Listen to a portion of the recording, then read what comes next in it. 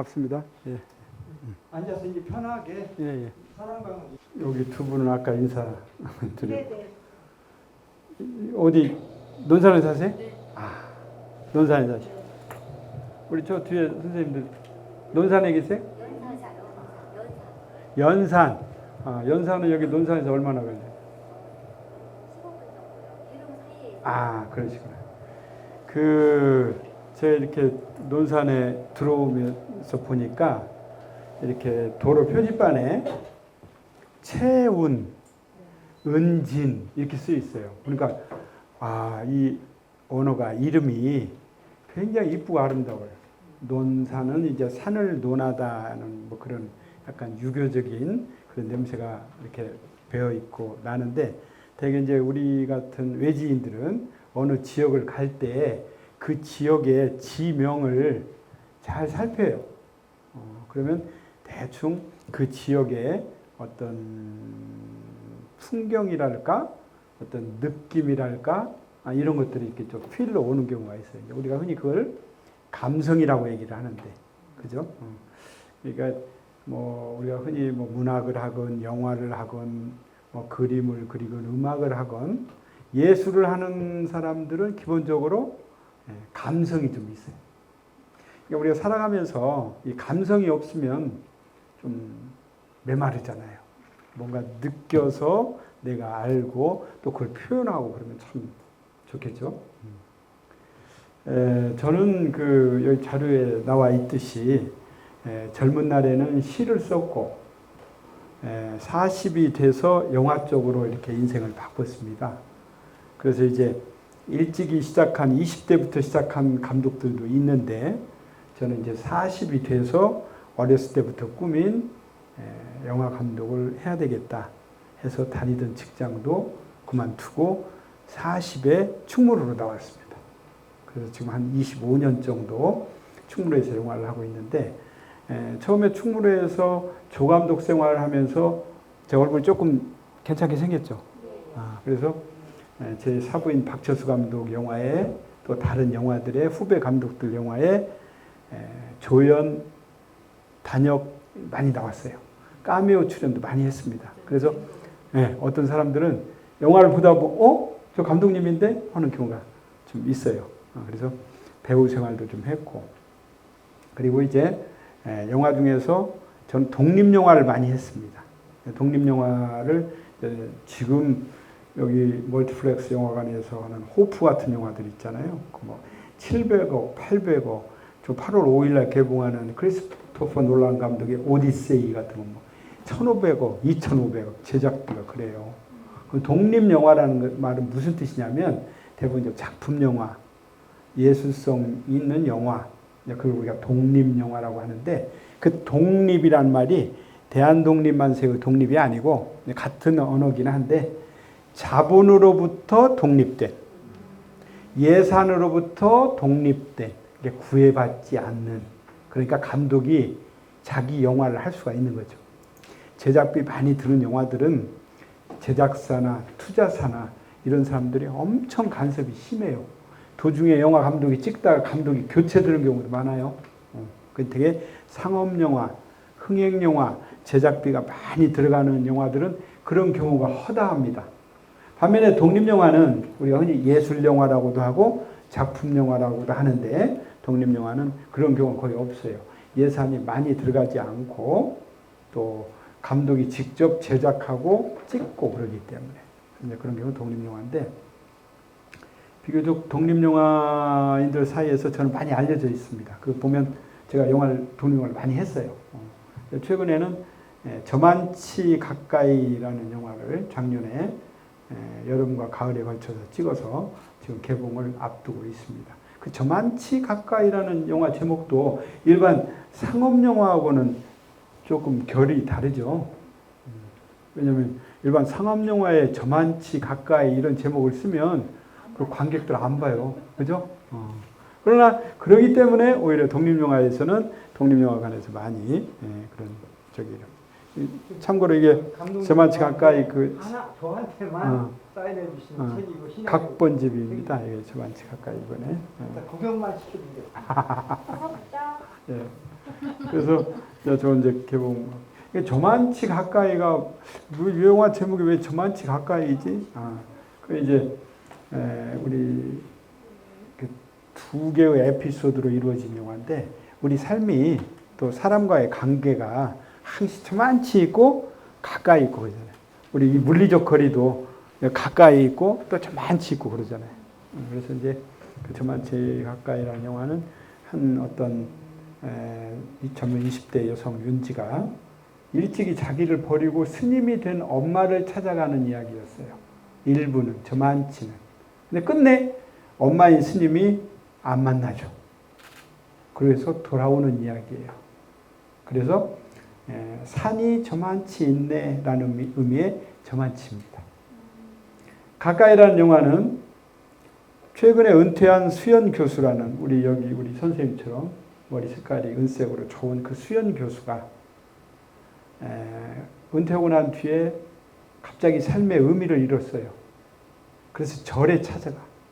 그래서 절에서 겪으면서 우연하게 자기가 젊은 날 잘못했던 어떤 한 기억을 떠올리면서 펑펑 울고 카타르시스가 돼서 돌아오는 이야기입니다. 가까이예요. 그 이제 물이 가까이 있다 해서 물의 기억을 떠올리는 그래서 가까이입니다. 그래서 그 두 개를 합친 영화가 저만치 가까이. 최근의 영화입니다. 오늘 여러분들한테 우리 인생한테도 제가 전해 들었습니다만 무슨 영화의 어떤 거창한 이론 다 필요 없죠. 영화는 보고 즐기면 됩니다. 특히 이제 영화를 이렇게 현장에 제가 직접 만드는 저 같은 사람이 와서 여러분들한테는 영화의 기억들을 아마 우리 다들 영화 본 기억들이 있고 누구나 첫 번째로 본 영화의 기억들이 있을 거예요. 우리 흔히 첫사랑이 오랫동안 평생 남듯이 처음에 스크린에 마주했을 때 그런 영화들이 평생 기억이 남잖아요. 또 젊었을 때, 어렸을 때 봤던 그런 영화들. 그래서 저도 가장 영화에 아주 가깝게 어린 시절부터 지냈던 그런 삶이 여기까지 왔는데 이런 제 시네마 스크린 앞의 생이라고 제가 제목을 붙였어요. 그래서 저의 어떤 시네마 스토리를 좀 얘기하면 영화에 대해서 조금 더 가깝게 느낄 수 있지 않을까 이렇게 생각을 했습니다. 그래서 시인 영화감독 백악기의 시네 스토리 이렇게 제목을 한번 붙여봤습니다. 다음 커트 좀 한번 해주세요. 그 자료에는 제가 산문 형식으로 에세이 형식으로 굉장히 길게 지금까지 제 영화 스토리를 썼어요. 그건 다 여기서 얘기할 수는 없고 그건 집에 가셔서 그냥 천천히 읽어보시면은 이해가 되실 겁니다. 이게 지금 AI로 제가 만들어 본 제 어렸을 때의 영화를 처음 본 풍경입니다. 이제 조금 젊으신 분들도 있고 나이가 좀 있으신 분도 있는데 60년대에는 그때는 영화관이 많지도 않았잖아요. 그렇죠? 더군다나 이제 제 고향 같은 데에서는 여름에 겨울에는 추워서 안 되고 여름에는 날씨도 덥고 모기도 많고 그 당시에는 문화 영화를 상영을 했었어요. 어디에서 상영을 했냐면 학교 운동장에서. 그러니까 학교 운동장이 여름에 아침에 그 트럭 한 대가 돌아다니면서 확성기로 오늘 어떤 영화를 어느 학교 운동장에서 하니까 많이들 와서 관람하시라고 그런. 왜냐하면 그 당시에는 영화를 많이 볼 수 있는 여건이 아니었어요. 지금은 뭐 멀티플렉스 영화관들이 곳곳에 아주 많고 또 요즘에는 작은 시골에 가면 작은 영화관이라고 해서 개봉 영화를 많이 지금도 볼 수 있잖아요. 그때는 안 그랬어요. 그때는 시골에 조그만 지방 소도시 같은 영화에는 이미 몇 번 돌아갔던 영화들이 왔어요. 개봉 영화는 쉽게 볼 수가 없었어요. 그래서 보다 보면 스크린 한쪽이 비 내리듯이 필름이 오래 상영을 많이 하고 달아가지고 비 오고 그러다가 갑자기 필름이 끊어져요. 그래도 잠깐 막 소리 내고 막 다시 또 이어 붙여서 하고. 그 당시에는 35mm 필름 대형 영사기로 쏘아서 스크린에다가 하는 그런 시대고 지금은 디지털 시대잖아요. 그렇죠? 완전히 달라졌어요. 그러니까 그 당시에는 영화를 상영하려면 필름이 와야 돼. 필름이 와야 되고 영사기가 있어야 돼. 지금은 이런 간단한 프로젝트로도 영화를 볼 수가 있지만 그때는 그렇지 않았어요. 더군다나 영화적 공간도 영화관이 몇 개 없잖아요. 그리고 또 돈 들잖아요. 시간 내서. 그러니까 영화관에 가서 영화를 본다는 것은 우리 어렸을 때는 추석 때, 설날 때, 용돈이 생겼을 때 영화관을 가잖아요. 그렇죠? 그래서 그 당시에는 문화, 그래서 이제 일반 대다수 어떤 그 시민들이나 지역 주민들을 위해서 지자체, 지금 얘기하면 지자체죠. 거기에서 문화 영화를 상영을 했습니다. 그럼 아까 말씀을 제가 드렸듯이 트럭이 영사기를 갖고 광목천을 갖고 와요. 해서 운동장 한 복판에다 지금처럼 이렇게 열대야면 누가 영화 보겠어. 그때 당시에는 여름에 오후 해가 저물면은 약간 선선했어요. 60년대 그렇게 덥지가 않았어요. 모기만 좀 있었을 따름이지. 그래서 운동장에서 지금은 운동장이 좋잖아요. 이렇게 뭐 우레탄도 깔리고 또 이렇게 되는데 그때 운동장은 땅바닥이었습니다. 모래바닥이었죠. 그래서 그냥 모래바닥에 앉는 거예요. 그냥 고무신 같은 거 엉덩이에 놓고 앉아서 또 보다가 지치면 그냥 그 자리에 눕기도 하고. 그래서 이렇게 광목천을 이렇게 스크린으로 만들어서 동네 아이들과 주민들을 모아놓고 문화영화를 상영하는 겁니다. 이때가 제가 처음으로 스크린하고 만난 많은 사람들이 이 경험을 했을 터인데 저는 이 경험이 내 인생을 말하자면 영화로 만든 최초의 경험이었던 거죠. 그래서 영화는 내 인생의 첫 번째 학교였다. 그만큼 지금 제가 영화를 만들고 영화를 찍고 시나리오를 쓰고 하기 때문에 영화는 내 인생의 첫 번째 학교였다라고 이렇게 감히 말씀드릴 수가 있죠. 물론 학교라는 의미는 뭘 배운다는 건데 그러니까 영화를 통해서는 인생을 배웠다라는 거죠. 어렸을 때부터. 그래서 영화는 극장에서 시작되기도 했지만 제가 본 영화는 학교 운동장에 걸린 광목천에서 시작이 되었다. 저렇게. 근데 지금 이거 AI로 만든 그림, 이미지인데 스크린은 저것보다 훨씬 더 컸어요. 저것보다 훨씬 컸고 지금 이게 작은 영화관 같은 그런 이미지적인데 요 이렇게 앞에서 그 당시에 그 영사 기사가 자그만 영사기를 가져와서 돌려서 이렇게 스크린에 쏘아서 이렇게 영화를 봤던 시절입니다. 그러니까 내 백악기의 신의 스토리는 첫 번째가 스크린이고 광목천이었다라는 것이죠. 아마 그런 경험 없으신가요? 혹시? 아니신가요? 없어요. 혹시? 있으시죠? 어디에서 보셨어? 초등학교요. 어디 초등학교?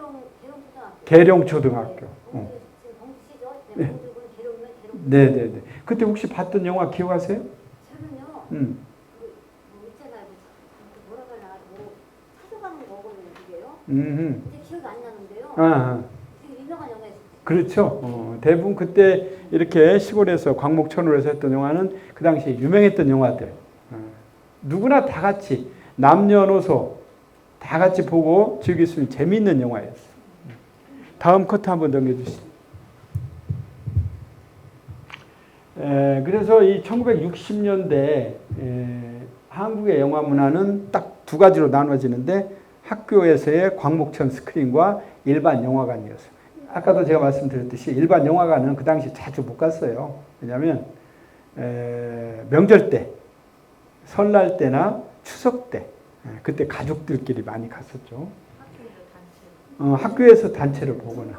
윤복이 나오는 영화 같은 쓰세요, 마이크. 예. 윤복이 저 하늘에도 슬픔이. 그렇지. 그렇죠. 그런 영화들 그때 시골 학교 운동장에서 광목천으로 많이 상영을 했죠. 그 저 하늘에도 슬픔이 나오니까 잠깐 다른 생각이 났는데 저 하늘에도 슬픔에서 윤복이가 늘상 엄마는 나가버렸고 병든 아버지와 동생들 데리고 말하자면 살아가는데 도시락을 못 사가잖아요. 기억나시죠?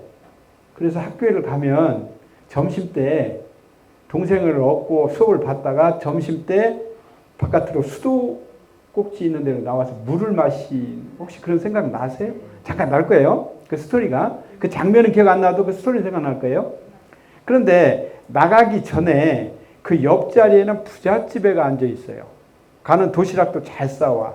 그리고 그 당시에 초등학교 때도 이렇게 교복을 이렇게 하얀 칼라로 달린 교복을 입는 부잣집 애들이 있었어요. 혹시 기억이 좀 나죠? 그렇게 교복을 입고 하얀 칼라를 입고 부잣집 애가 옆에 앉아서 도시락을 이렇게 열고 윤복이한테 나가지 말고 도시락을 덜어준 밥을 좀 나눠 먹으려고 하는 그런 장면이 있어요. 저는 그걸 기억을 하는데 그 부잣집 아들로 나온 그 사람이 누구냐면 오늘날 문화부 장관을 지낸 이창동 감독이래요. 그 영화가 김수용 감독 영화인데 여기 청주대 연극영화과 교수를 오래 하시고 돌아가셨는데 그 김수용 감독이 그 영화를 대구의 어디 달성초등학교 어디 그 초등학교를 이제 무대로 찍는데요. 그때 이창동 감독이 그 학교를 다녔답니다. 그리고 이제 얼굴도 조금 이렇게 이창동 감독이 뭐 잘생겼다고는 못 보지만 뭐 이렇게 그래서 이창동 감독이 그 영화에 출연했다는 거예요. 그걸 김수용 감독은 모르죠. 누군지를. 그런데 나중에 김수용 감독한테 저는 전해 들었어요. 저 이제 대학원 수업 받을 때 김수용 감독님께서 지금 돌아가셨어요.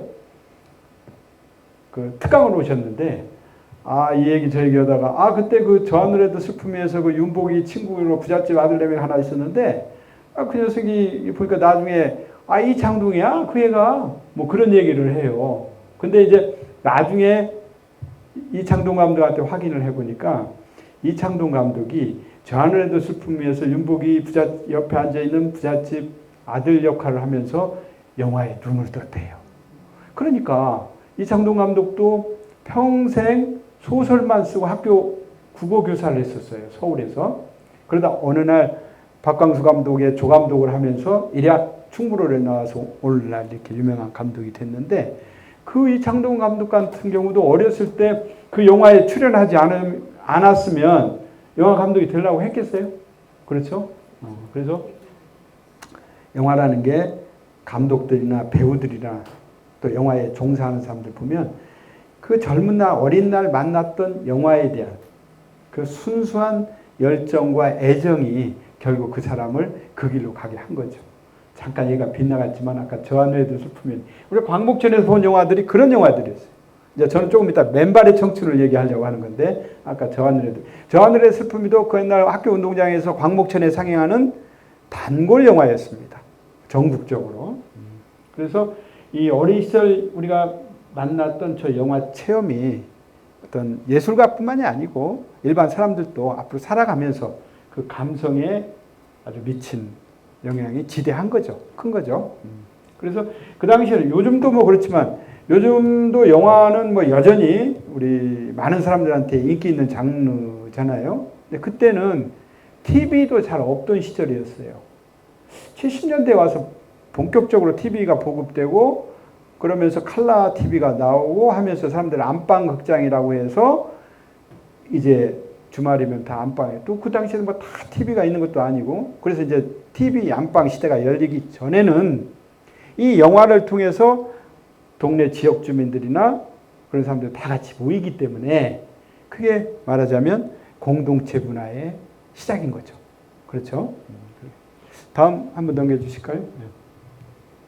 그러면 이게 왜 이런 뭐 지금 말씀 중에도 뭐 우리 또 같은 세대이기 때문에 다 아시겠습니다만 그 당시에 그 시대적 배경은 1960년대 우리나라는 텔레비전이 아직 보급되지 않았던 그런 시기고요. 또 그런 만큼 문화라고 하는 영화를 포함해서 그 문화를 향유할 수 있는 기회가 특히 농촌이나 지방, 소도시 같은 경우는 흔치가 않았죠. 서울하고는 또 다르니까. 그래서 정부와 공공기관, 지금으로 하면 지자체 이런 데에서 영화 단체가 저 영화 단체들은 물론 지자체나 정부 공공기관으로부터 일정 부분 그 수입료를 받고 했어요. 그 공짜로는 안 했어요. 우리한테는 공짜로 보여줬지만 그 사람들은 그 트럭을 가지고 영사기를 싣고 광복천을 싣고 돌아다녀야 하기 때문에 그런 영화 단체가 학교 운동장과 마을 공터를 찾아다니면서 그런 영화를 이동영화 움직이면서 상영하는 영화 그래서 이동영화 상영을 실시했다라는 것이죠. 그래서 이러한 움직이는 영화관은 단순한 오락이 아니라 어떻게 보면 문화교육의 성격이 강한데 사실 이런 영화는 재미도 있지만 그 당시에 정부나 국가기관이 국민들이나 지방민들이나 지역민들한테 홍보하고 싶은 것들이 많았었어요. 홍보하고 싶은 그런 것들이 많이 있었죠. 그래서 문화교육의 성격도 함께 가지고 있었다. 단순한 오락으로서의 영화라기보다는 영사기 한 대, 여기 지금 영사 기사가 있죠. 영사기 한 대, 그리고 이걸 싣고 다니려면 트럭 한 대, 그렇죠? 그 다음에 광목천, 큰 천 둘둘 말아가지고 그것만 가지고 다니면은 그런데 전기를 어떻게 했을까? 이거 발전이 있어야 돼요. 발전기 없이는 절대 영화 상映할 수 없죠. 그래서 학교에서 요즘 이렇게 도르래 같이 달린 긴 발전기에 연결해서 쓰는 거 있잖아요. 그것은 그때 있었어요.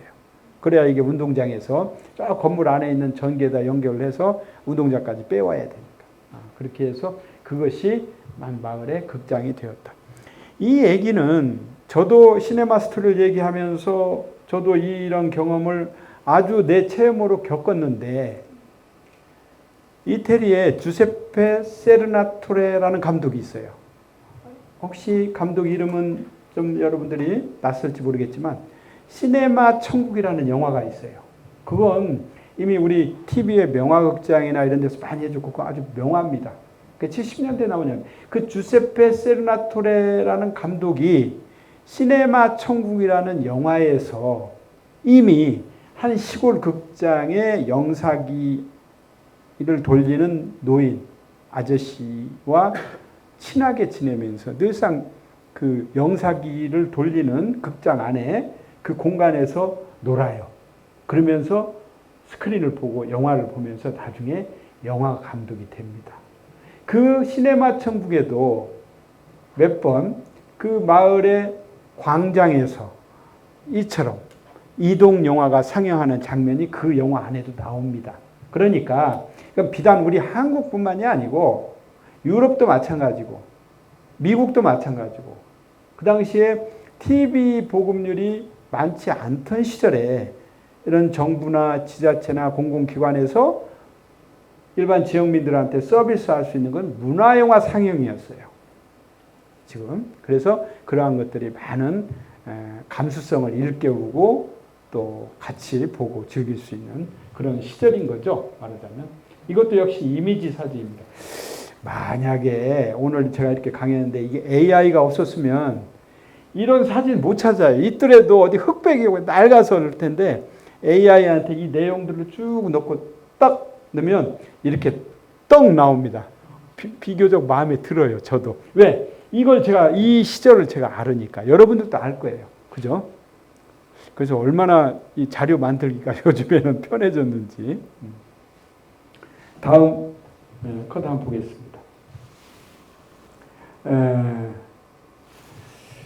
아까 저쪽 선생님께서 저 하늘에도 슬픔이를 얘기했는데 저는 광목천에서 맨 처음에 본 영화가 맨발의 청춘입니다. 저는 그래서 배우 그러면 신성일하고 엄앵란이 최고였어요. 신성일, 엄앵란. 아닌 게 아니라 1960년대에 신성일, 엄앵란 여사는 신성일 선생하고 결혼하면서 이제 집안 살림으로 영화를 안 하게 됐지만 신성일 선생은 거의 70년대 중반까지, 제가 고등학교 다니던 70년대 중반까지 영화에 나왔었어요.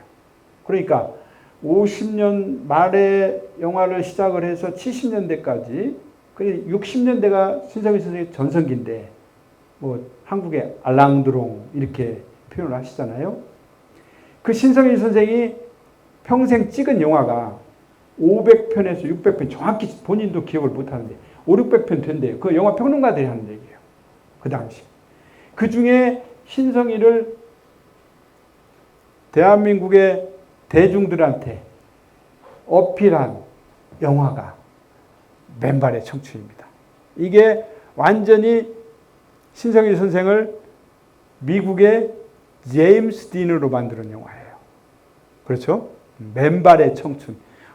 대단하잖아요. 청춘의 추상 같은 그런, 우리 젊은 날에는 뭐 열정과 막 모든 건 있지만 그렇게 뭐 경제적으로 넉넉하지 못하잖아요. 젊었을 때는. 그래서 맨발의 청춘이라는 이 제목이 주는 강렬함. 거기에 신성일 선생의 그 젊은 시절에 바친 연기. 여기에서 보면 신성일 선생이 가죽 재킷을 입고 나옵니다. 검정 가죽 재킷. 청바지를 입었어요. 근데 이 신성일 선생이 저도 생전에 자주 충무로에서 만나서 식사도 같이 하고 재밌게 옛날 60년대 영화 얘기하면서 당신의 어떤 신화 같은 얘기, 전설 같은 얘기를 들으면서 이렇게 지내는데 이분이 60년대 청바지도 잘 어울려요, 이분이. 몸매를 당신은 끊임없이 운동을 하고 해서 몸매 관리를 나이 드실 때까지 그렇게 쭉 했어요. 그래서 검정 가죽 재킷이나 청바지 같은 경우는 지금도 시대적 트렌드에 상관없이 입잖아요. 미국 할리우드의 제임스 딘. 제임스 딘은 이유 없는 반항이라는 영화. 그걸로 전 세계의 젊은 여성 팬들의 마음을 사로잡았잖아요. 이유 없는 반항. 근데 그 이유 없는 반항이라는 게 사실 모든 이유에 대한 반항이라고 해요.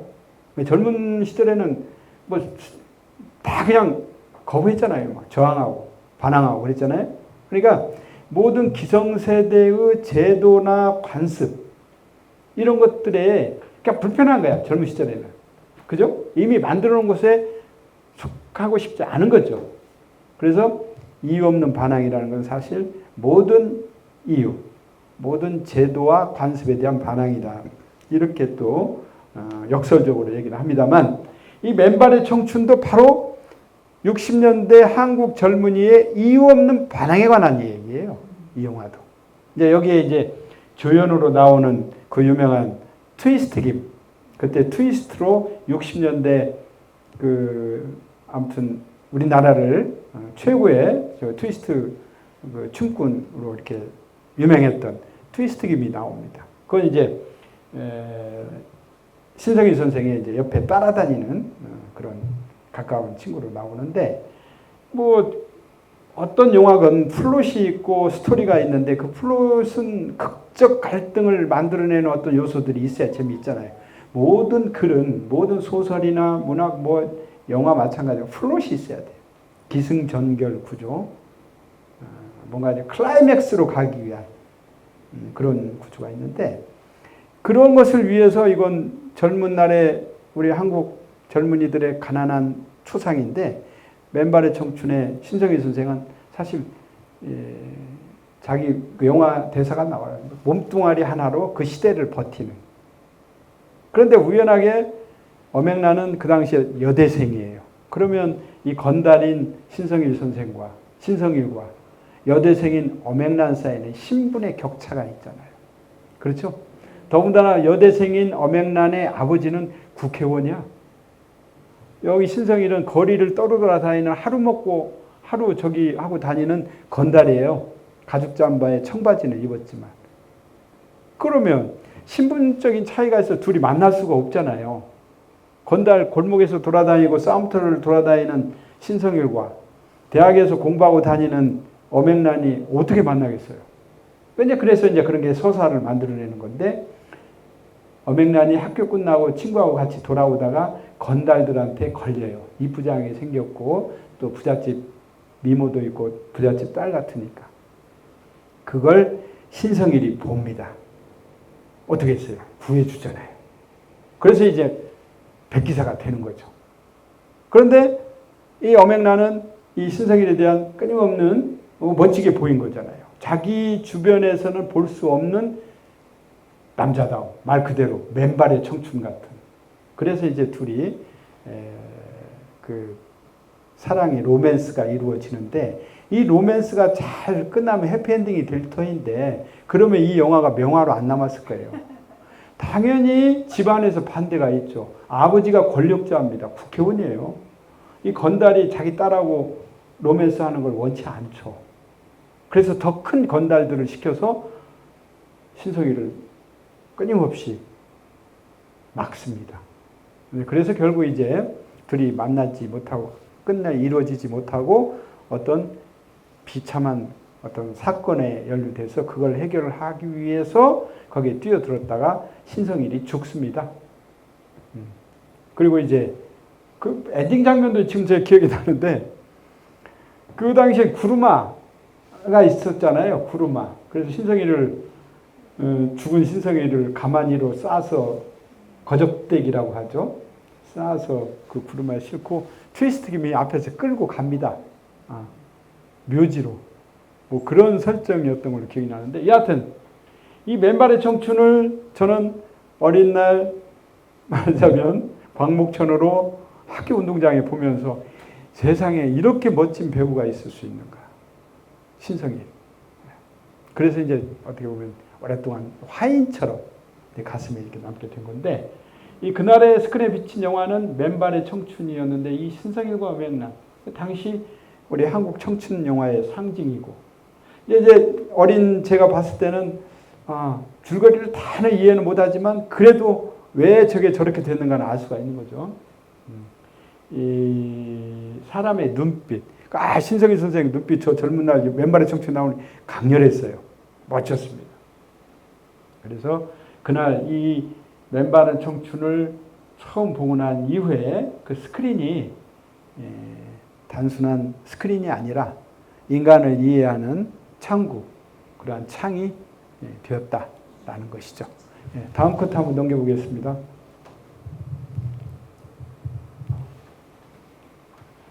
아까 앞에서 처음에 잠깐 얘기했듯이 이제 영화는 그 당시에 우리 어렸을 때는 학교 운동장이 공동체의 어떤 장이라고 제가 앞서서 잠깐 얘기했지만 저렇게 흰 광목천을 내리고 영화를 보는 공동체 문화도 있지만 우리 그 당시에는 학교에서 체육대, 운동회가 있었잖아요. 그런 게 이제 대표적으로 그 지역의 공동체 문화로 장이 되는데 사람들이 이제 그 당시 이제 영화를 보고 나서 집으로 돌아가면서 뭐 신성일에 대한 이야기, 어맹란에 대한 이야기, 트위스트 김에 관한 얘기, 그리고 그 아버지 국회의원으로 나왔던 선생님, 그 배우가 박암 선생이었는지 제가 정확히는 기억이 안 나는 뭐 그런. 그래서 어떤 사람은 신성일을 얘기하고 또 어떤 사람은 어맹란의 눈물. 사랑하는 대상인 신성일을 사랑할 수 없게 집안에서 만들고 하니까 그런 눈물. 그리고 이제 아이들은 이제 또 놀면서 신성일 흉내를 내고 그렇게 하면서 크죠, 애들이. 그래서 그 영화는 말하자면 우리 공동체, 그 지역의 공동체를 하나로 묶는 문화였다. 라는 생각인데, 여기 보면 이제 애들, 이것도 참, 애들 싸움하는 것도 나오고 또 저쪽 동네 주민들이 신성일 어맹란 얘기하는 거, 스크린을 보는 거, 이렇게. 근데 저 스크린은 내 볼 때는 이쪽은 신성일 어맹란이 아닌 다른 사람이 나왔네요. 네. 다음 컷 한번 넘겨보겠습니다. 네. 그래서 영화는 이제 영화가 되게 가르쳐주고, 이제 학교에 가서는 영화보다는 이제 학교 수업도 받으면서 이제 학교는 이제 제가 이제 그냥 써본 거예요. 글자, 언어를 가르쳤다면 영화는 사람을 가르쳤다. 삶을. 또 학교가 시험을 가르쳤다면, 뭐 뜻상 시험 보잖아요. 영화는 삶을 가르쳤고, 학교는 그 당시 우리는 무조건 주입식 교육이었잖아요. 60년대, 70년대는 주입식 교육. 답을 외우겠는데 영화는 질문을 품게 했다. 이게 굉장히 중요한 거죠. 살아가면서 질문을 품는다는 행위는 굉장히 우리 인간을 성숙시키는 단계잖아요. 학교에서는 질문을 필요 없었어요. 다 답이 있으니까. 그런데 영화는 끊임없이 저게 왜 저렇게 됐지? 왜 그랬지? 뭐 이렇게 질문을 자꾸 하게 되니까 상상력도 커지고 확장되고 언어적인 감각도 맞아면 풍부해지고 그런 거겠죠.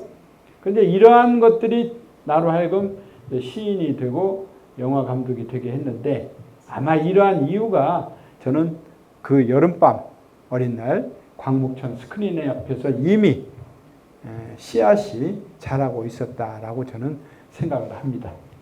다음 페이지 한번 넘겨보겠습니다. 그래서 앞서서 얘기했던 포인트는 영화는 공동체 문화였고 또 극장이라기보다 여기에서는 이제 학교 운동장이죠. 그런 운동장이 아니라 사람들이 모이는 하나의 공동체 문화였다. 영화를 통해서 이런 공동체 문화를 체험하게 됐다. 그 얘기입니다. 두 번째, 다음 페이지, 또 하나 이제. 그래서 어린 시절에 저런 그 영화나 뭐 문화나 특별한 체험들은 평생을 갑니다. 아마 여러분도 잘 생각해 보세요. 그래, 어렸을 때 내가 그걸 봤는데 혹은 그걸 했는데 그런 일을 하는 사람을 그런 것들이 평생 그 사람 인생에 평생의 감성으로 남아서 이렇게 따라가게 되는 거죠. 그래서 이 한편의 영화는 한 사람의 인생을 바꿀 수도 있다라고 썼습니다만 한 사람의 인생을 바꾼다라고 해도 과언이 아닙니다. 이미 이태리의 그 시네마 천국을 만든 주세페 세르나토네 감독은 영화 때문에 자신의 인생이 완전히 바뀌었어요. 그런 것처럼. 그래서 영화는 한편의 영화는 한 사람의 인생을 바꾼다. 바꿀 수도 있다라기보다는 뭐 저의 경험으로 봐서는 충분히 바꿨다라고 할 만한 거죠. 다음 컷 보겠습니다. 영화는 보세요. 영화라는 장르는 1894년에 우리나라에서는 동학혁명이 일어나던 해입니다. 프랑스의 류미에르라는 형제가 그래서 류미에르가 최초로 영화를 발명한 사람 이렇게 나와요. 그래서 서울의 강남에 옛날에 함영중 선생이 영화관을 운영을 했는데 그 영화관 이름이 류미에르 극장이었어요. 류미에르는 사람 이름입니다. 프랑스에 영화를 처음으로 발명한 사람. 그런데 이 류미에르가 형제예요. 그래서 류미에르 형제라고 얘기합니다. 혼자 한 게 아니고 형과 동생. 류미에르 형제가 처음으로 영화라는 장르를 발명했어요. 그러면 그때는 과학이나 기술이었어요. 과학이 기술. 왜? 사진이니까.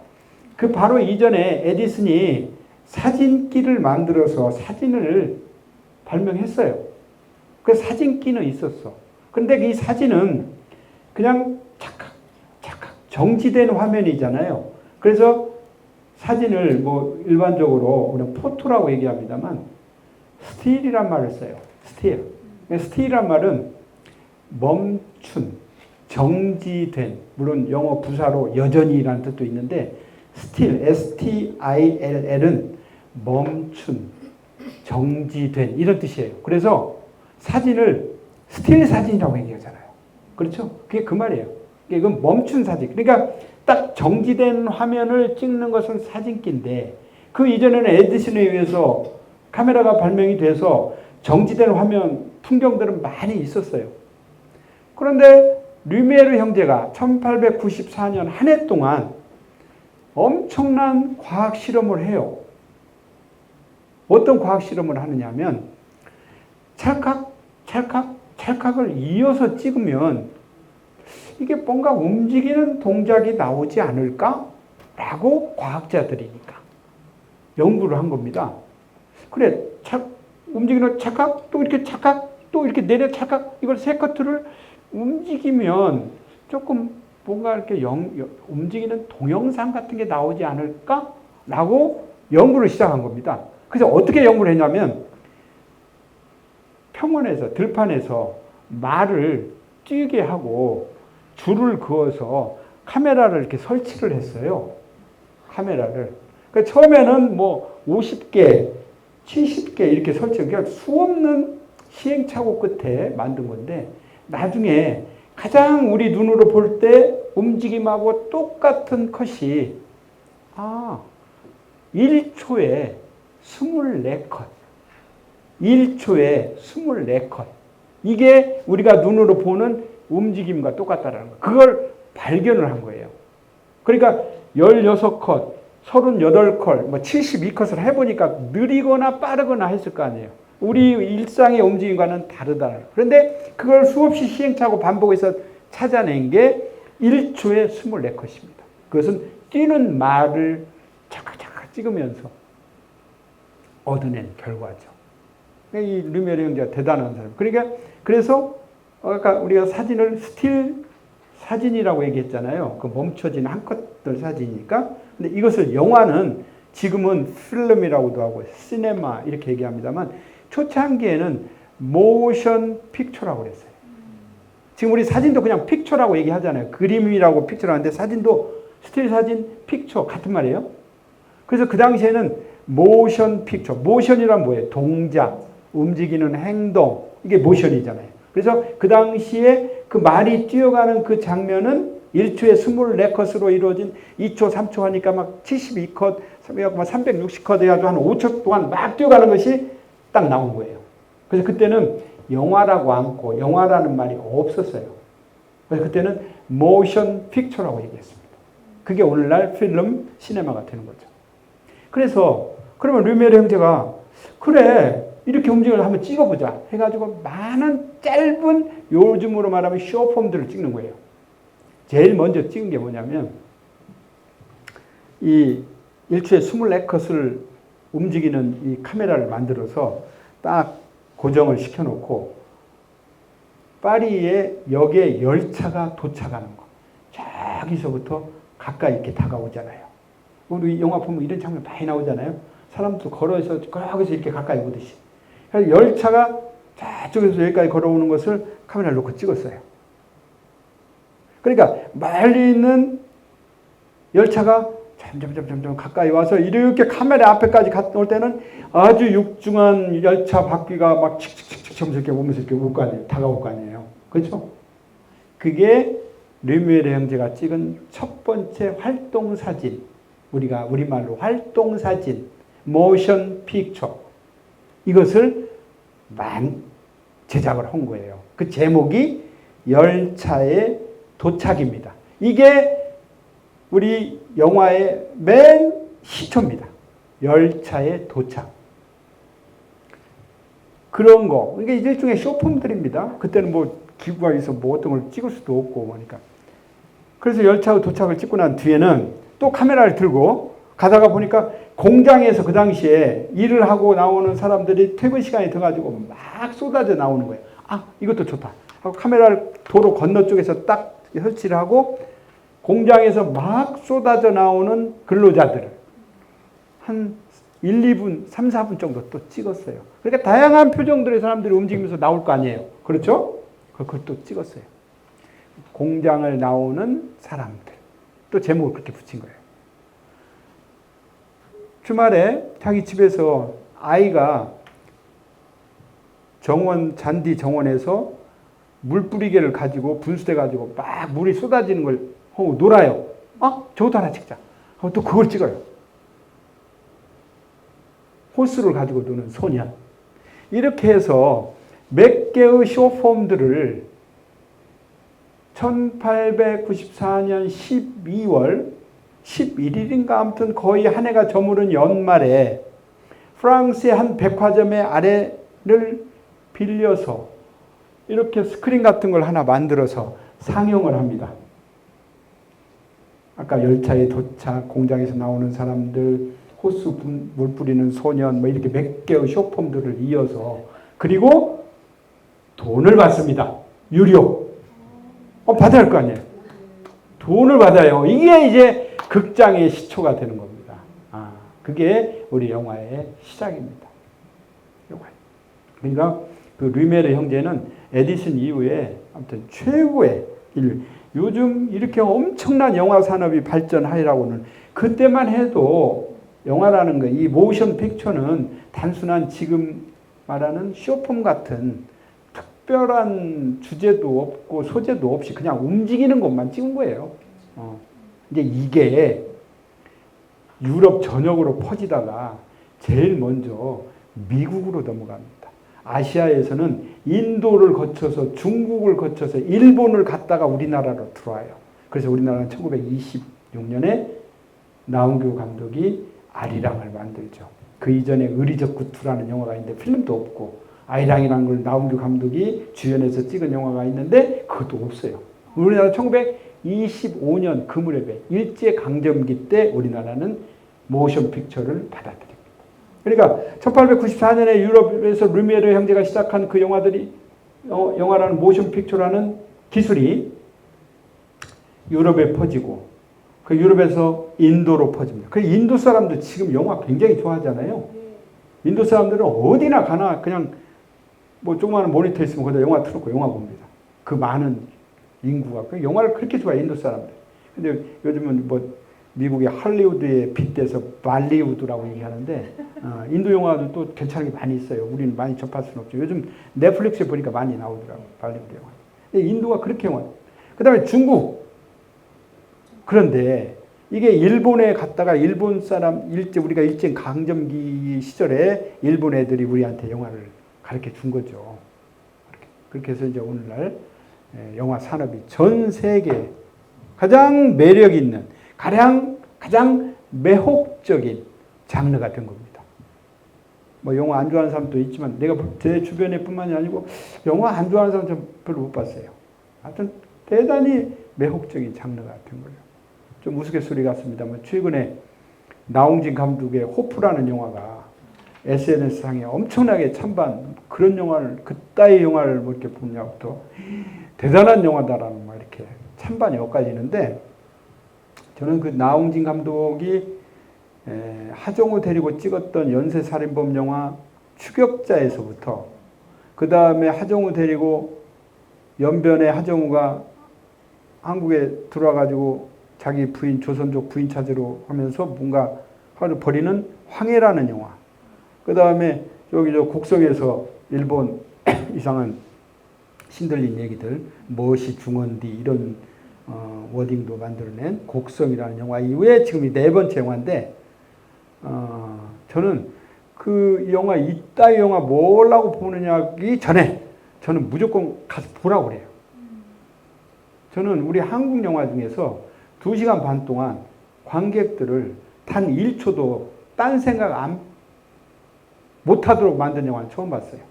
되게 우리가 영화 보다 보면 되게 기승전결이 있고 어떤 부분에서는 잠깐 다른 생각도 오고 막 그러잖아요. 이 영화는 상영 시간 내내 단 1초도 관객들을 다른 생각 못하게 해요. 그런 의미에서는 이건 대단한 영화입니다. 물론 이제 그 뒤에 뭐 기독교적 세계관 뭐 이런 얘기 많이 했는데 그런 거 다 빼고 그냥 황정민, 조인성, 정호연 연기만 봐도 재밌고 그 다음에 조연급으로 나오는 한지붕 세 가족이 누구죠? 이면식이지. 이면식 선생 연기 중에 나는 평생 최고의 연기를 이 영화에서 봤어요. 나는 몇 장면 안 나오는데도 이면식 선생의 이런 연기는 대단하다. 그리고 이제 또 하나의 그 조연 배우의 발견인데 나는 은문석이라는 배우는 몰랐어요. 영화 보고 난 뒤에 저 친구가 누구지? 하고 이제 찾아보니까 나오는데 그 잘생긴 배우인데 거기서 약간 덜 떨어진 이상한 빌런으로 나와요. 연기를 너무 잘하고. 그러니까 배우들 연기 보는 것만 해도 아주 재밌습니다. 그리고 끊임없이 말하자면 웃겨요. 농담을 해. 영화에서. 그렇게 위급한 상황인데도 농담이 나올까 싶을 정도. 이건 감독의 트릭이에요. 내가 볼 때. 그래서 영화가 뭐 완전히 갈리는데 그래도 저는 보라고 그럽니다. 네. 아니야. 보시고. 여하튼 그래서 영화는 한마디로 얘기하면 영화는 모든 장르 아까 그 루미에르 형제가 영화를 발명했을 때는 그냥 과학 기술이었는데 이게 점점 발전하고 100년이 넘어서 지금 이 시기까지 왔을 때 영화는 엄청난 발전을 하게 되는 거죠. 그래서 매혹적인 장르가 됐는데 그 안에는 물론 배우들의 연기와 스토리와 볼만한 것. 그러니까 저는 처음부터 그렇게 얘기를 해요. 영화는 서스펜스가 있어야 된다. 그래서 스릴도 좀 있어야 된다. 그리고 우리가 가볼 수 없는 요즘에 뭐 해외여행에서 너무 많은 것들을 우리가 가보고 TV에서도 많이 나오지만 랜드스케이프, 풍경이 좀 있어야 된다. 그처럼 영화를 보는 기준을 그렇게 잡아요. 서스펜스가 좀 있어야 된다. 스릴이 있어야 된다. 그리고 랜드스케이프, 풍경이 좀 있어야 된다. 그런 의미에서 이 나홍진 감독의 호프는 압도적입니다. 그 세 가지 면에서는. 거기에 배우들의 연기, 또 그 안에서 이야기하고자 하는 메시지를 찾아내면 더 좋죠. 근데 영화 보면서 굳이 메시지 찾을 필요 없어요. 그냥 즐기면 돼. 저는 그렇게 생각해요. 물론 생각을 요하고 우리가 삶을 생각하고 질문을 하는 영화들은 있습니다. 독립영화, 예술영화, 작품성 있는 영화는 그렇게 해요. 삶을 질문하는 영화들은 또 그대로 있어요. 거기에서 서스펜스나 스릴이나 랜드스케이프를 기대하면 안 됩니다. 제작비가 많이 들어가야 서스펜스와 스릴과 랜드스케이프이 있는 거지, 독립영화 같은 예산이 적기 때문에 그런 관객들 욕구를 채워줄 수는 없어요. 그러나 독립영화, 예술영화, 작품영화는 우리들이 살아가면서 해야 할 질문들을 하게 해줍니다. 그런 의미에서 우리는 꼭 이게 양바퀴처럼 일반 흥행 상업영화도 보고 독립영화, 예술영화도 봐야 된다고 생각해요. 그래서 정부에서 정책적으로 각 지역마다 독립영화관을 만들어 놨어요. 그건 다 거기서 상영을 하니까. 그런 영화를 보면 우리가 살아가면서 삶에 대해 질문해야 할 것들을 질문을 할 수 있도록 도와주는 그런 영화들이 많이 있습니다. 그래서 영화는 인간을 배우는 학교다. 저는 그렇게 정리를 합니다. 그래서 영화는 뭐 줄거리도 있지만, 줄거리라는 건 뭐 영화의 스토리죠. 서사인데, 어떤 영화건 뭐 시작이 있으면 중간이 있고 끝이 있죠. 그런 것처럼 줄거리가 있는데, 줄거리보다도 우리가 뭘 배울 수가 있느냐. 그 안에 나오는 배우들의 사람의 표정, 또 침묵, 눈빛, 그리고 사랑을 배우는 거죠. 어떤 영화건 대부분 로맨스들이 없으면 또 재미가 없어요. 근데 로맨스가 주인 영화도 있고 로맨스가 양념으로 들어간 영화도 있는데 로맨스 없이는 아무것도 아니야. 그래서 영화가 더욱 매혹적이다라고 얘기할 수가 있습니다. 다음 장 한번 넘겨주시겠어요? 뭐 이건 앞서서 뭐 쭉 해온 얘기처럼 스크린, 지금도 제 머릿속에는 엄청난 스크린들이 이렇게 어렸을 때 봤던 영화부터 가장 최근의 영화들까지 그런 저장이 돼 있는데, 그럼에도 처음에 영화를 봤던 광목천을 잊을 수가 없습니다. 그건 오래가죠. 그래서 이런 스크린이 평생 마음속에 남는다라는 거고요. 다음 것 보겠습니다. 여기 보면은 자유부인 영화도 있네요. 그 당시에 엄청난 센세이션을 60년대에 일으킨, 그 당시에 말하자면 우리나라는 오랫동안 유교적이기 때문에 어떤 대학 교수가 남편이 박암 선생으로 나오고 부인이 누구로 나오고, 그 자유부인이 그 유명한 저기의 소설이잖아요. 그 정비석 선생 소설인데, 저 당시에 엄청난 사회적 물의를 일으켰죠. 대학 교수, 그것도 서울대학 교수 부인이 바람이 난 거야. 그 당시에 60년대 막 댄스홀 막 이렇게 요즘은 캐바레 그런 것들이 이렇게 이제 서울에 있으면서, 요즘 뭐라고요? 요즘 콜라텍. 근데 콜라텍은 조금 급이 떨어지는 게 아닌가? 그러죠. 왜냐하면 카바레라고 이렇게 하는데, 거기 이제 성인 남녀들이 이제 건전하게 이렇게 하는 적인데, 거기에 드나들면서 말하자면 속칭 제비, 젊은 제비를 이제 그 교수 부인이 만나죠. 그래서 바람이 나는 거야. 그러니까 이제 교수 부인이니까 생활이 최소한 중산층 이상은 들 거 아니에요? 그런데 이제 그거 이제 그러면서 바람이 나면서 호텔을 출입을 하니까 거기에 커피숍에 있던 그 교수, 친구 교수가 우연히 그걸 보는 거예요. 왜? 스토리는 뻔하잖아요. 그럼에도 불구하고 이제, 그래서 이제, 이혼하고 자기 갈 길을 뭐 사는, 그 당시에 파격적이었잖아요.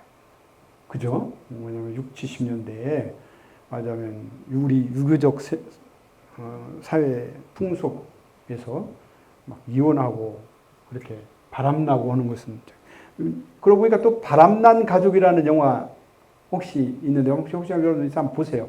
그건 시어머니도 바람이 나고 남편도 바람이 나고 막 부인도 바람이 나고 밑에 애들도 막 그러고, 근데 그 묘한 사회 풍속인데 전 굉장히 재밌게 봤어요. 거기에 이제 바람난 시어머니 역할로는 윤여정 선생이 나와. 윤여정. 한번 혹시 여러분들 볼 기회 있으면 한번 보세요. 근데 저는 그냥 막 웃으면서 재밌게 봤어요. 아주. 그런 자유부인 얘기하다 보니까 바람난 가족. 그게 일종의 그런 어떤 풍속사니까 60년대 자유부인이 있었다면 뭐 90년대 후반에는 바람난 가족이 있다. 이게 어떻게 보면 영화는 그 시대의 풍속을 건드리는 거예요. 그렇잖아요. 그래야 이게 대중들이나 일반 사람들이 관심을 갖고 하는 거기 때문에. 그리고 그 60년대 또 최고의 영화가 마부죠. 그 김일하 선생 아버지 김승호 선생 출연한.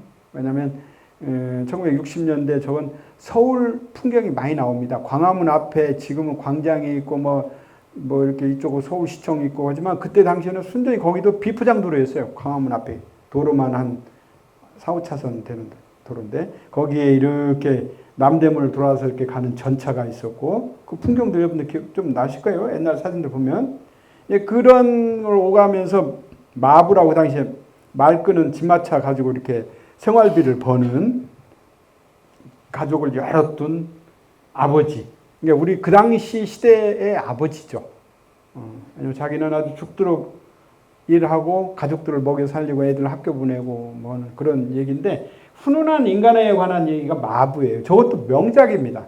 우리 한국 영화, 현대 영화 고전 100선에 꼭 들어가요. 60년대 대표적인 영화예요. 마부.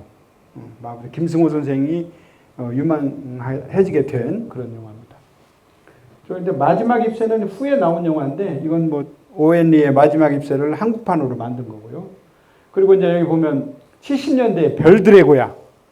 이게 60년대에는 대부분 문예 영화 중심이었어요. 문학 중심, 작품성 있는 중심. 그게 이제 70년대 딱 들어오면서 우리나라 시대가 바뀌죠. 어떻게 바뀌냐면 산업화로 바뀝니다. 그 이전에 60년대에 막 새마을 운동, 가난함에서 벗어나기 위해서 엄청난 산업화를 하잖아요. 그래서 시골에 언니, 오빠들 서울에 구로공단에 가서 일하고 막 산업화 되면서 이제 벌어지는 그런 얘기인데 70년대를 기점으로 완전히 우리 시대상이 바뀝니다. 산업화로. 그러면서 부패와 비리와 비인간적인 것들이 엄청나게 나와요. 그런 풍속들이 나오는 영화인데 영화도 완전히 바뀝니다. 이전에 마부, 맨발의 청춘 이런 영화였다면 70년대 들어오면서 별들의 고향, 어제 내린 비 이게 다 최인호 선생의 소설들인데 그 당시 70년대 풍속들 많잖아요. 70년대 완전히 성을 다룬 영화들이 엄청 나옵니다. 그리고 바에서 일하는 여자의 이야기 이런 것들 또 영자의 전성시대 이런 영화들 이런 것들이 70년대 완전히 이렇게 달라지죠. 그러니까 60년대에서 70년대로 넘어오면서 또 하나의 특징이 뭐냐면 텔레비전이 이제 보급이 시작이 돼요. 70년대에. 처음에는 흑백이었다가 2, 3년 만에 컬러로 바뀌는데 텔레비전이 보급이 되면서 이제 엄청난 이제 모니터 시대가 열리는 거죠. 그러면서 더욱 문화영화 상영 활성화되고 학교운동장, 이동영화 이런 것들이 이제 한국 청춘영화로 이렇게 바뀌기 시작하는 그런 시절 영화입니다. 저 별들의 고향하고 어제 내린 비까지 신성희 선생이 출연을 해요. 그러니까 참 신성희 선생님 우리나라에 참 대단한 거죠. 우리 대한민국의 제임스 딘이라고 할 만한 그런 분이십니다. 다음 컷 한번 볼까요? 맨발의 청춘은 1960년대 한국 청춘 영화의 대표작. 여기 신성이라고 어맨라에 나와야 되는데 다른 사람이 나왔네. 이미지니까. 왜냐하면 그 저작권에 걸린대요. 포스터 그대로 쓰면. 요즘에 이 공익성을 갖는다 하더라도 꼭 신고를 해야 된대. 그 절차가 복잡하잖아요. 그래서 챗 GPT나 제미나이에 넣으면 이렇게 나옵니다. 약간 유사하게. 신성일 어맨라, 또 이동영화, 문화영화 상영. 그러니까 그 당시에는 1960년대에는 저렇게 이동영화가 이제 영화 대중화의 중요한 매개가 됐고 문화 향유의 기회를 확대했고 지역 공동체의 영화 문화를 형성을 했다.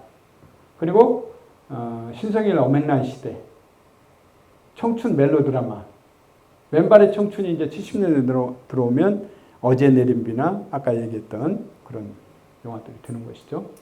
다음 컷 한번 보겠습니다. 이건 오늘 시간이 좀 많으면 같이 이런 것 좀 나눠보고 싶었는데 처음 본 영화는 각자 있을 거예요. 혹시 처음 본 영화 기억나요? 인생 처음 본 영화 어렸을 때. 처음이라고 생각은 안 나는데 네. 가장 기억나는 게 그거 같은데 도둑 나온 크리스마스 때 봤던 거 나홀로 집에. 그 세대시구나. 그 옆에 분. 저는 버킷댄스. 더티 댄싱. 아, 그 참 이상적인 영화예요. 재밌는 영화인데. 혹시 배우 기억하세요? 나도 지금 배우 이름이 그 유명한 배우들이.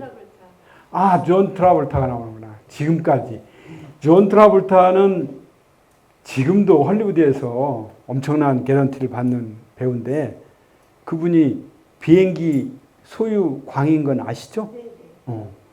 마이애미 쪽에 엄청난 활주로와 비행기를 갖고 있으면 우리 주차장에 있어야 되잖아요. 차 있으면 비행기가 7대가 있대요. 그래서 경납고가 있어. 활주로가 있어. 7대. 그래서 조금 혼자 타고 다니는 경비행기부터 한 22뇽까지 탈 수 있는 큰 비행기까지 7대를 갖고 있대요. 존 트라볼터가 비행기를 그렇게 좋아해가지고. 그런데 더 재밌는 것은 무슨 영화를 촬영을 하는데 저 위에 시애틀에서 촬영을 하는데 자기가 사는 마이애미에서 시애틀까지 운전을 하고 간다고 생각을 해보세요. 며칠 걸리겠죠? 그렇죠? 비행기를 몰고 간대요. 그 비행기를 몰고 시애틀에 가서 촬영을 하고 끝나서 오는데 다들 끝나고 나면 이렇게 쫑파티 같은 걸 하잖아요. 자기는 비행기 운전하고 가야 되면 술 못 먹는다고 그러고 왔대요. 그런 재밌는 얘기를 들었어요. 여하튼 아까 존 트라볼타 얘기네. 오늘 어떤 영화 기억나요? 천영아가 기억나는 영화가 중학교 때 단체로 부산 가서 서편제. 아, 임권택 감독의 서편제. 서편제 보고 국악을 엄청나게 사랑하게 됐어요. 아, 지금도 국악 공연을 하면 그냥 어디도 예. 배우는 누구를 기억하세요? 첫 번째 나온 여배우 오정혜. 예. 그리고 문화부창 어떤 김명곤. 이창동 감독하고 상관이 없고 그 영화는 임권택 감독이에요. 아. 그리고 그 뒤에 분은 어떤 영화 기억? 다 잊어버렸어. 하나도 생각 안 나? 그 옆에 분 선생님. 아까 인국이 나온 영화하고요. 응. 6학년 때요. 저 하늘의 스품이하고. 학교에서 보고요. 밤에 보고요. 운동장에서요. 어. 6학년 때 단체를 갔었어요. 응. 사운드 오브 뮤직을요. 어? 사운드 오브 뮤직. 사운드 오브 뮤직. 야, 그것도 클래식 중에 클래식이죠. 맞아요. 버스 타고요. 오호. 공주 시내고요. 그래요. 우리 여기 선생님은 별로 기억이 별로 기억이 안 나요? 뭐야? 스잔나. 스잔나. 근데 스잔나 전에도 영화를 봤는데 네. 그건 기억이 없고 스잔나를 학교에서 단체를 봤는데 굉장히 슬펐어. 그래요. 자, 보세요. 여기서 여러분들이 봤거나 처음 봤거나 기억에 남는 영화들을 보면 그분의 감성이 보이고 그분의 말하자면 생활 패턴이 보이는 거예요. 더티 댄싱, 서편제, 저 하늘 스품이 이렇게 얘기하시잖아요. 아, 내가 좋아하는 영화가 그 사람의 인생이에요. 저는 그런 생각을 합니다. 우리가 수없는 영화들을 많이 보지만 이 영화는 나 오래 기억이 남아. 이건 내 인생의 좌표인 거예요. 그래서 제가 영화는 그 한 사람의 인생을 바꿀 수도가 있다가 아니라 바꾼다라는 얘기를 그래서 하는 겁니다. 영화는 오락인가 교육인가? 영화는 두 가지 다 합니다. 영화는 오락이기도 하고 교육적 측면도 있고. 그리고 극장에서 함께 영화를 보는 경우가 스마트폰으로 혼자 보는 경우가 어떻게 돼요? 저는 영화는 무조건 극장에 가서 보라고 해요. 일단 대형 스크린, 그리고 돌비 스테레오 음향, 그리고 색감이 영화관에서 트는 것은 DCP 파일이라고 얘기하는데 일반 우리가 MP4 파일도 있고 여러 파일들이 있잖아요. DCP 파일은 영화관에서만 트는 파일인데 해상도가 아주 좋은 파일이에요. 비싸. 그러니까 그걸로 제작을 하려면 영화 다 찍어서 색보정 다 해가지고 DCP 파일로 옮겨야 영화관에서 틀 수 있어요. 그래서 저는 영화는 이 조그마한 스마트폰이나 요즘 집에서 대형 스크린도 설치해 놓은 가정들도 많이 있죠. 절대 영화는 이렇게 스마트폰으로 보면은 영화의 어떤 그 제대로에 대한 느낌과 감성을 어려워요. 저는 무조건 영화는 극장에 가서 보라고 합니다. 그리고 이제 우리 지금 얘기했던 것처럼 어린 시절의 문화 경험이 우리 한 사람의 인생을 바꿀 수 있다라고 생각을 합니다. 다음 장 한번 넘겨보시겠습니다. 그래서 이제 핵심 메시지는 이렇게 되었다라는 얘기고, 그 다음 장이요. 이제 원래는 이 1강 하고 잠깐 10분 쉬었다가 이제 이렇게 하는 건데, 그냥 이어서 하겠습니다. 오늘 다시, 우리 선생님 다시 40분까지 얘기를 해서. 제가 어렸을 때 학교 운동장에서 맨발의 청춘을 보고 어떤 광목천에 투사된 그걸 보고 이제 영화를 이렇게 시작이 됐는데, 중학교 때 오면서 드디어 이제 영화를 새롭게 체험을 합니다. 제가 내 인생의 영화 두 편을 꼽으라면 저는 일단 저 대부하고 돌아오지 않는 강을 꼽습니다.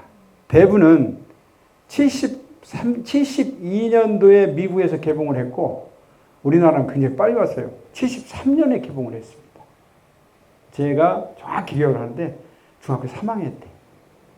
이전에 우리 한국 영화들은 맨발의 청춘, 마부 뭐 이런 영화들이었어요. 아니면 뭐 사랑방 손님과 어머니. 그러니까 60년대 영화는 제가 아까 말씀드렸듯이 문예 영화들이 중심이었어요. 문학 작품을 모티브로 한 영화. 백치야다다, 사랑방 손님과 어머니, 마부, 맨발의 청춘 이런 것들 다. 그런데 중학교가 돼서 영화관을 갔더니 이전에 봤던 영화하고는 판이하게 다른 거예요. 처음 본 그때 영화가 대부인데, 그래서 저는 지금까지 알파치노를 좋아합니다. 대부의 아들 역할로 하는 알파치노, 그 다음에 말론 브란도. 말론 브란도는 이제 지금 고인이 되셨지만 그 영화 배역을 따기 위해서 말하자면 마피아의 두목으로서의 어떤 캐릭터를 말론 브란도 스스로 만들었는데, 눈을 짙게 이렇게 색칠하고 입 안에다가 휴지를 잔뜩 넣었대요. 그리고 여기에 빨간 장미를 꽂고, 그게 나온 그대로예요.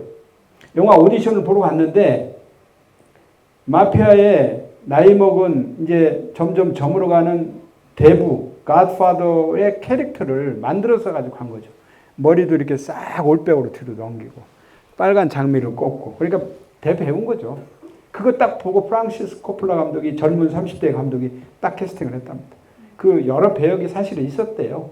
파라마운트사에서 제작을 했는데 마론 브란도 역에 누구 알파치노 역에 누구 그리고 그 알파치노의 부인 나오는 K 역할의 부인 누구 이렇게 있었는데, 코폴라 감독은 그때 젊은 감독이기 때문에 제작사가 하라는 대로 할 수밖에 없었대요. 일단 제작비도 많이 들고 오래 찍어야 하는 영화니까, 젊은 감독이니까 아직 경험도 많지 않고 그랬는데, 말론 브란도를 딱 보는 순간 이 사람이다. 그래서 어떻게 해서든 제작사하고 다투가지고 말론 브란도 캐스팅을 했대요. 그게 대부에 나오는 첫 장면에 딱 어두운 구석에 앉아서 빨간 장미를 꽂고, 목소리가 말론 브란도 본래 목소리가 아니에요. 입 안에다가 잔뜩 뭘 집어넣었대요. 가지고 이렇게 두매갖고 하니까 이렇게 나오는 거죠. 그러니까 마피아 두목의 권위를 내는 음성을 한 거죠. 물론 얼마든지 배우는 음성으로 그걸 만들어야 되는데 그렇게 만들었대요. 알파치노도 처음에 파라마운트 제작사에서는 다른 배우를 어떤 제임스 카닝하고 몇 명의 배우들이 캐스팅이 돼 있었는데 말론 브란도를 고집을 했대요. 코폴라 감독이. 눈빛만 보고. 그 말론 브란도의 그 젊었을 때 강한 눈빛, 상대를 눈빛으로도 다 제압할 수 있는 그게 나오잖아요. 나중에 자기 아버지 말론 브란도를 살해한 상대 마피아들 2명과 경찰서장 테이블에 앉혀놓고 화장실에다 몰래 가서 총 숨겨놓고 왔다가 딱 앉아서 탁탁탁 눈빛으로 제압하고 쏘고 그냥 총 던지고 나가서 이태리 자기들 고향인 돈 꼴레오레 마을에서 몇 년 숨어 지내잖아요. 그때 그 눈빛을 낼 수 있어야 되는데 여러 배우들을 제작사인 파라마운트사에서 이렇게 권유를 했대요. 그런데 코폴라 감독은 알파치노를 찍었답니다. 아무튼 이 어린 중학생인 내가 말하자면 한국 영화에서 볼 수 없었던 저 미국의 이태리계 출신 마피아들의 영화를 봤으니 얼마나 놀랬겠어요. 그 배우들 하며 음악, 그 안에 뭐 폭력, 살인, 로맨스, 형제, 또 뭐 집단 뭐 다 나오잖아요. 그 영화. 더군다나 그건 그 다음에 2편이 나왔고 10년 뒤에 3편이 나와서 마지막 끝났지만 대부분은 1, 2, 3편 다 공이 볼만합니다. 그건 클래식 중에 클래식입니다. 저는 60년대까지 보던 한국 영화하고는 전혀 다른 영화를 대부를 통해서 본 거예요. 아, 세상에 이런 영화도 있구나. 그리고 또 하나. 제 평생의 연인이 된 마릴린 먼로입니다. 중학교 2학년 때 단체 영화를 보러 갔는데 그게 The River No Return, 돌아오지 않는 강이에요. 그런데 그때 단체 영화를 보러 가면 학생들이 막 한 학년이 한 6, 7, 60명씩 돼가지고 한 10개 반이 한 600여 명이 막 이렇게 가잖아요. 그러다 보니까 자리가 없어. 그러면 막 통로에도 앉고 막 그러잖아요. 한 자리에 2명씩도 끼어앉고. 막 무대 앞에 좀 비어있는 잘 막 고개가 뒤로 젖혀진 그쪽에도 막 앉고 막 그러잖아요. 그런데 3학년 형들이 먼저 보고 안 간 형들이 있어서 자리가 없어가지고 뒤에서 있다가 나중에 딱 앞에 스크린 쪽으로 나와서 봤던 장면이 영화가 한 좀 시작이 됐는데 그 콜로라도 강이지 돌아오지 않는 강의 무대인 뗏목을 놓고 그 위에서 어떤 여성이 아주 풍만한, 죄송합니다, 외모에, 육체에, 청바지에 머리는 금발로 길러서 엄청나게 말하자면 아름다운 여성이 나온 거예요. 그게 돌아오지 않는 강입니다. 저는 이 영화를 거의 마릴린 먼로만 쳐다보면서 봤던 것 같아요. 그래서 이 지금까지 마릴린 먼로가 제 평생의 연인이 됐는데 제 페이북에 제가 가끔 마릴린 먼로를 올립니다. 사진을 다양하게. 마릴린 먼로가 1926년에 태어나서 올해가 100주년 됐어요. 그래서 지금 미국 뉴욕의 뉴스를 봤더니 마릴린 먼로 엄청난 그 행사를 지금 하고 있더라고요.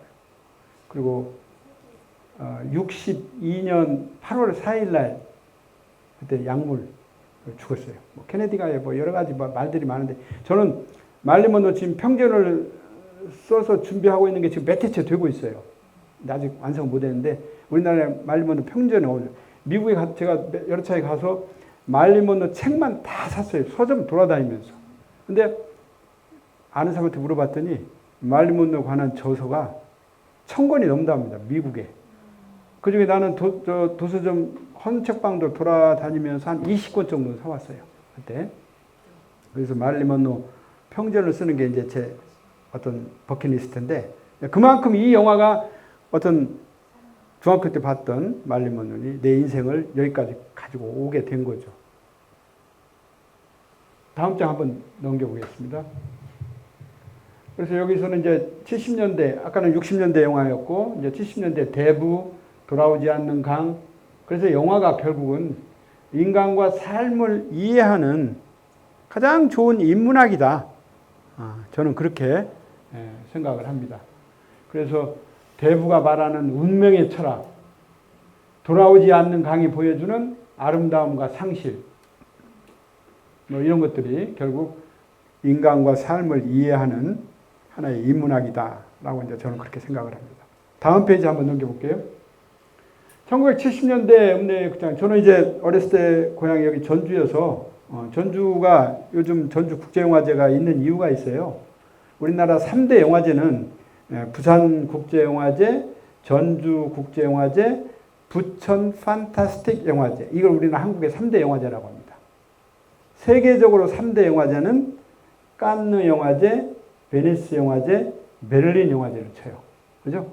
우리나라 3대 영화제는 부산국제영화제, 전주국제영화제, 부천 판타스틱 영화제. 이게 세 개가 우리 국내 3대 영화제인데 전주국제영화제가 왜 생겼느냐 하면 50년대 이후에 전주에 와서 영화 충무로 배우들이 많이 와서 영화를 찍었어요. 그러니까 내가 60년대 학교 운동장뿐만 아니라 영화관에서 영화를 본 기억들이 많은데 그때 60년대 전주 인구가 15만인가 밖에 안 됐어요. 그때 서울은 인구가 100만이 조금 더 됐나? 15만이 채 안 되는 이 전주라는 도시에 영화관이 15개가 있었어요. 대단한 거잖아요. 영화관이. 그래서 우리 동네에서 이렇게 지나가다 보면 지금도 있습니다만 영일여관이라는데 충무로 배우들이 영화 찍으면서 거기서 묵어요. 근데 아직 이렇게 지나가다 보면 그 배우들 왔다 갔다 하는 거 거기서 봤어. 그게 자연스럽게 저 이제 영화적 어떤 그런 게 이렇게 됐는데 여하튼 70년대에 이제 드디어 그 지방 소도시지만 그 극장에서의 풍경들입니다. 그리고 이제 영화 간판이 지금은 안 그립니다만 옛날에는 그 영화 간판 미대 나와가지고 영화 간판 그림도 많았었어요. 영화관 안에 보면 대형 영화 간판이 있죠. 거의 맨발의 청춘 같은 경우도 거의 신성이나 원명이랑 똑같이 그리고 그랬었어요.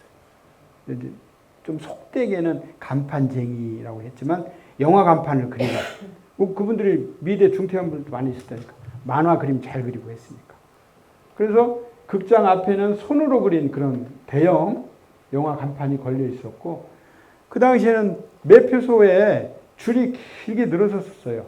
지금은 그런 풍광을 못 보는데 80년대인가 이장호 감독의 무릎과 무릎 사이 이보이 나오는 영화가 그 제목도 좀 선정적이잖아요. 무릎과 무릎 사이.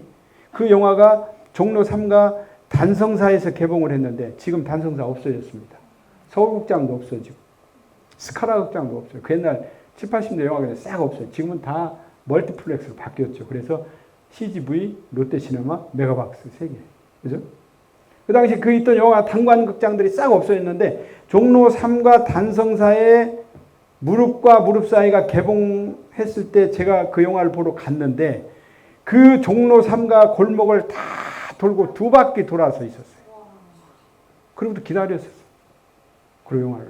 그러니까 그 당시에 그렇게 줄을 서니까 암표상들이 생기잖아요. 미리 몇 장씩 그냥 아도 해놨다가 뒤로 다니면서 암표 있어요, 암표 있어요. 그러면 2배, 돈 2배 더 줘야 돼. 그러고도 이제 사가지고 들어가는 거예요. 그 당시에. 그것도 어떻게 보면 좀 어두운 문화의 한 장면이라고 볼 수가 있어요. 그리고 그때 표 한 장, 영화 티켓 한 장은 우리의 어떤 현실을 떠나게 해줘, 잊게 하는 하나의 여권이었다라고 저는 그렇게 표현을 합니다. 표현이 멋있네요. 네, 저는 그렇게 표현을 합니다. 네. 네. 다음 페이지 한번 느껴보겠습니다. 자, 이게 지금 줄 서 있는 장면이잖아요. 돌아오지 않는 해병, 저 영화관들, 혈맥, 그런 영화. 저게 이제 필름 넣는 영사기, 그 통인데, 저거 가끔 보면, 영화관 보면 담배 재터리로도 쓰고 그랬습니다. 저, 필름 깡통. 그때는 이제 의자도 지금처럼 이렇게, 누워서 보는 그런 없습니다. 나무 의자, 딱딱한 나무 의자. 그죠? 그리고 그 당시에는 영화관에서 웬 사람들 담배들을 그렇게 피웠는지. 담배 피우니까 이 스크린에 영상이가 쏘는 그 빛 사이로 이게 올라가지고 화면에 이렇게 보이고 그런 경우 기억하시잖아요? 그때 당시에는 공공장소에서 저렇게 영화 보면 담배들을 그렇게 피웠다. 그것도 필름 타는 냄새. 그런 것도 참 묘했고. 또 영상이 돌아가는 소리. 그건 저한테는, 영상이 돌아가는 소리를 지금도 들어가면서 세상에서 저만큼 미세하게 아름다운 소리가 있을까? 돌아가는 소리. 저는 그런 느낌을 가져요. 인터미션이라는 도중에 영화 하다가 잠깐 쉬었다가 또 하는. 그죠? 불이 다 꺼지잖아요. 그리고 이제 그 다음에 아니 일부가 아니라 첫 번째 가서 늦게 들어가면 끝나고 나서 기다렸다가 다시 또 보는 거예요. 그렇죠. 그때는 좌석제가 아니니까. 서서 보다가. 그렇죠. 서서 보다가. 그러기도 하고. 손그림 간판. 이게 이제 1970년대 읍내극장, 지방 소도시 극장의 풍경이었다. 다음 페이지 한번 넘겨볼게요. 그래서 계속 반복되면서 중복되면, 왜냐면 중요하기 때문에 내가 여러분한테 말씀을 자꾸 해요. 영화를 보는 장소가 아니라 세상을 배우는 학교였다. 저한테는. 다음 페이지요.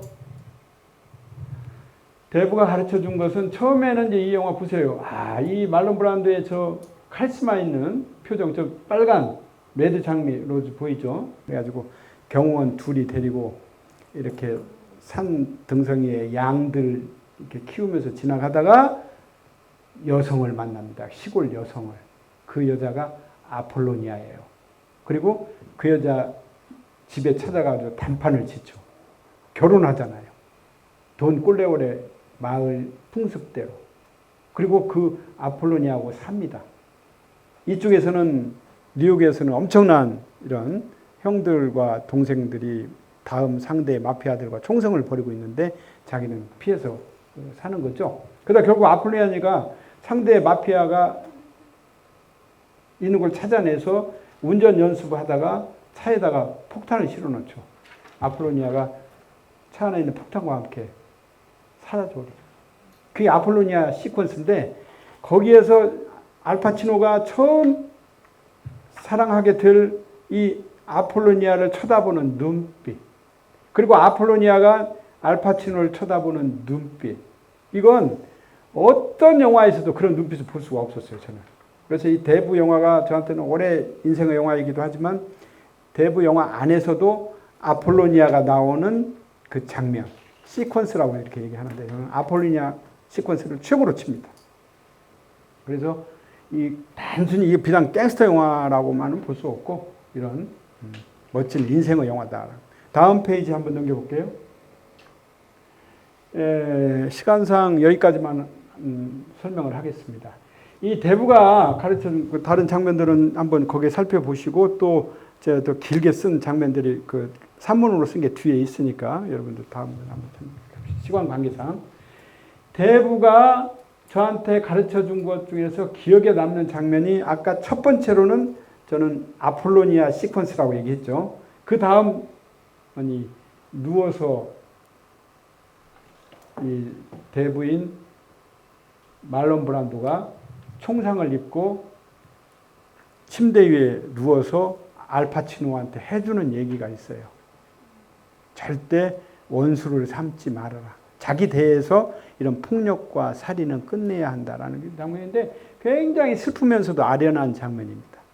두 번째 장면은 영화 시작과 함께 벌이는 동생 코니의 결혼식. 그 옆에 있는 남편인 저 애가 나중에 음모에 가담을 해가지고 결국 이 알파치노 가족에 의해서 살해 당하잖아요. 저 결혼식 장면, 저게 맞아면 미국식 결혼식 장면이 아니고 이태리의 돈 꼴레오네 마을의 결혼식 장면을 그대로 재현을 했다고 해요. 돈 꼴레오네 마을에서 벌어지는 결혼식 장면을 그대로 미국식으로 갖다 재현했다는 거죠. 하루 종일 결혼식을 하는 거잖아요. 아침부터 술 마시고 놀고 춤추고. 그리고 이제 일을 벌일 때 가족들끼리, 저 돈 꼴레오네 마을 사람들은 패밀리 개념이, 가족력이 굉장히 단단하답니다. 그러니까 그 알파치노가 하는 대사가 있어요. 나는 내 인생을 가족을 보호하기 위해서 모든 열정을 다 쏟았다라는 대사가 나와요. 그런 만큼 가족, 패밀리 개념을 가장 잘 드러내는 게 저 가족에 앉아서 식사하는 장면. 끊임없이 식사하면서 얘기들을 하거든요. 그리고 대부 1편의 마지막에 문이 닫히는 장면인데 알파치노가 다른 자기 부하들이 와서 이제 새롭게 대부가 되면서 손에다 키스하고 돌아가는데 부인이 K가 저쪽에서 쳐다보는 장면인데 맞으면 완전히 일상의 K 부분하고 이 마피아 부분하고의 세계를 완전히 나눠놓는 장면이죠. 저 문 하나로 인해서 문이 이렇게 딱 닫히는 장면이 나오는데 저 마지막 엔딩 장면도 엄청난 미장센입니다. 대단히 멋진 장면입니다.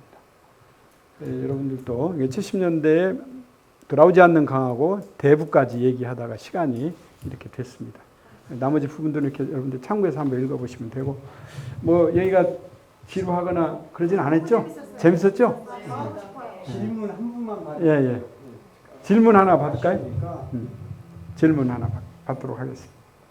그 영화를 삶의 하나로 이야기를 하시는 거 제가 제일 인상적이었던 게 뭐냐면 광목천에서 시작됐다의 네. 그 광목천이 음. 저한테 굉장히 깊게 인상적이었습니다. 네. 그래서 질문을 드린 것보다 그냥 느낌을 얘기해도 예. 괜찮겠죠? 아, 너무 괜찮습니다. 말씀을 잘해주셔서 아유, 좋고 네, 네. 사실 너무 많이 제가 기록도 하고 메모를 예, 했는데 예, 예. 감동적이었습니다. 아이고. 너무 좋은 이야기를 들려주셔서 감사하고 예. 또 제가 생각했던 게 뭐냐면 영화가 모든 것을 다 관통하고 있구나, 아우르고 있구나 이런 생각을 했거든요. 특히나 시인에서 40대 영화 감독으로 이렇게 전환을 하는 것이 전혀 새로운 영역이 아니라 사실은 같은 영역이지 않을까 그런 생각을 아유, 했습니다. 제대로 핵심을. 감수성으로 온 보람이 있고 와야만 했던 것 같아요. 아이고. 뵙게 돼서 너무너무 감사합니다. 아이고, 감사합니다. 감사합니다. 네.